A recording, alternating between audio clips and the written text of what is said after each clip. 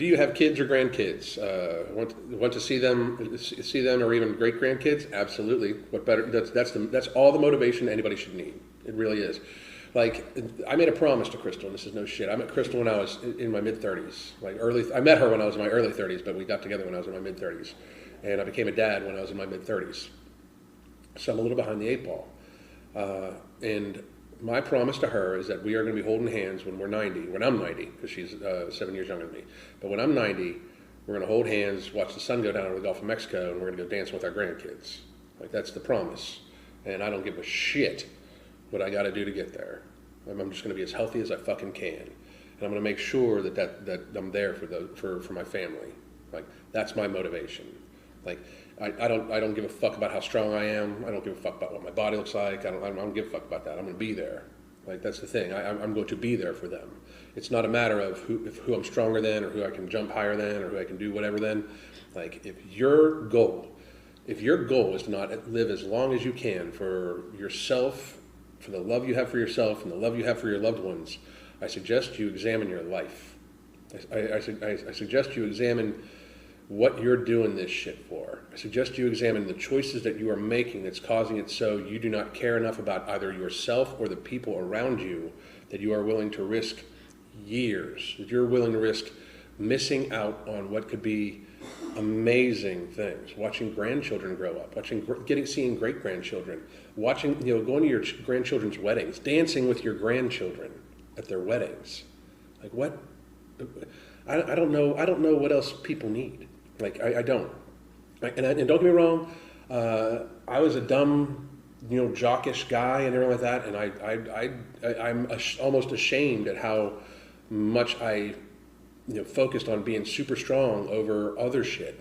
I'm like, it's like I don't have regrets because we wouldn't be here, and here is awesome. But it's one of the things where I'm just like, what the fuck was I thinking? Like an almost embarrassment about how I would sacrifice like possible future health to be stronger than the next dude, like or even win a fucking ribbon or whatever. Like, was any of that worth my fucking like worth time with my loved ones? Was any of that really worth it? I look back on that and I kind of shake my head at myself. That's why I see all these people still like hang on a second, I'll get to that in a second, but I look back on myself still and I'm just like, what the fuck was I thinking?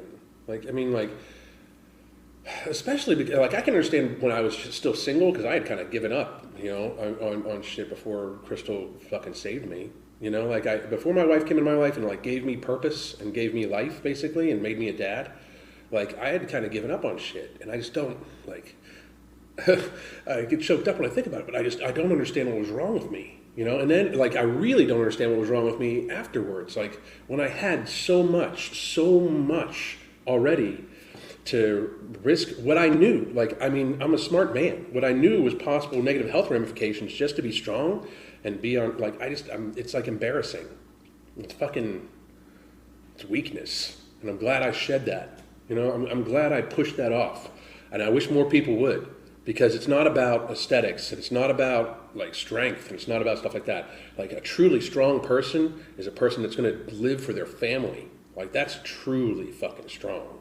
Like that to me, like I'm more proud of myself, my strength, my physique, and everything like that now than when I could, squat almost 600 pounds every fucking other day and, throw huge weight around and still be able to jump and move. Like I am prouder now of my tiny ass body compared to that big body. One, I do like the aesthetics a little better, but, even without that, like I just want to be healthy. I want to be pain free. I want to be able to go walking in the mall and hold my wife's hand and talk and like walk on the beach and shit like that. Like those are the things, like those are the physical events that are important, not like deadlifting 600 pounds in front of fucking a bunch of other fucking dudes so they can scream me on. Big fuck. Who fucking cares? Like, winning a national tournament would not replace like a sunset with my wife walking on the beach. It just is not there, like I'll take, me being wrinkly and old and shit like that when I'm 70, walking on the beach with my wife holding her hand and talking about all the good things in our life versus winning any fucking tournament or any fucking competition against some other fucking dudes. Like, that's the fucking reality. And if you're looking for motivation, I highly suggest that's the motivation you find for yourselves. Is that like you really try hard to understand that you have one body and one life, and the people around you love you and want to see you be around, and you should love yourself enough to try to do that for them, and you should definitely love them enough to try to do that to the very best you can for them. And if you have got an eating disorder or if you've got problems with food, it is not weakness to try to get help, and it does not make you lesser for admitting that you've got problems. You should do so. You should get there. You should make sure that you are there for the people that are there for you. Like that's like, if I can impart any message on anybody, that's what I want to impart upon people. Like absolutely anybody. Anyway, I'm going to move on now.